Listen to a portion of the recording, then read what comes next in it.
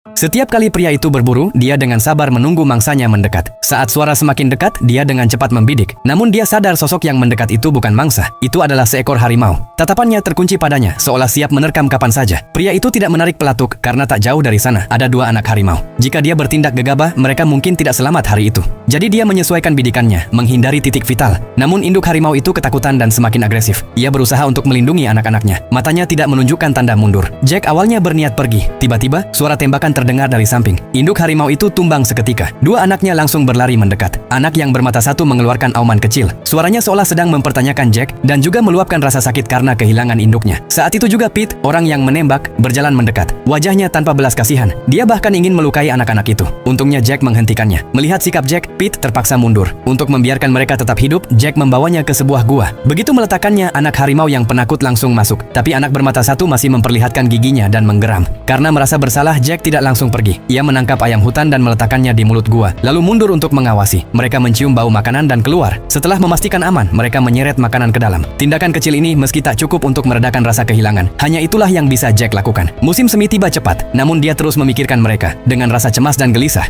dia kembali ke gua dan hanya terkejut melihat pemandangan di depannya. Anak yang dulu penakut tergeletak tak bernyawa, dan anak bermata satu sudah lama menghilang. Bertahun-tahun kemudian, berita harimau menyerang desa pun menyebar. Saat Jack tiba, ia melihat Pete duduk di tanah. Wajahnya penuh ketakutan dan dengan bekas cakar di wajah. Dalam pelukannya ada istrinya yang sudah tak bernyawa. Dia menunjuk ke arah desa dengan tangan gemetar. Istri dan anak Jack masih ada di sana. Dia meraih senapannya dan berlari ke desa. Namun tak jauh berjalan, suasana sekitar mendadak mencekam. Udara seakan membeku. Ia menahan napas. Melihat gerakan yang samar, ia langsung menembak ke arah itu tanpa ragu. Saat hendak memeriksa, geraman rendah terdengar dari belakang. Jack tidak berani menoleh, namun ia bisa merasakan seekor harimau besar berdiri tak jauh. Anak harimau bermata satu telah tumbuh menjadi raja gunung. Raja harimau itu merasakan kehadiran yang familiar. Ia tidak menyerang, hanya berbalik dan pergi. Jack merasa bebannya terlepas, namun pikiran mengerikan terlintas. Jika harimau itu ada di belakangnya, siapa yang tadi tertembak? Ia kembali ke lokasi, perlahan melihat sosok yang tergeletak. Jack terdiam seakan disambar petir. Itu adalah istrinya. Sejak saat itu Jack merasa kehilangan jiwanya. Dia meninggalkan tim berburu, hanya fokus merawat putranya. Namun Pete, yang juga kehilangan orang tercintanya, tidak menyerah. Permusuhannya dengan Raja Harimau telah resmi dimulai.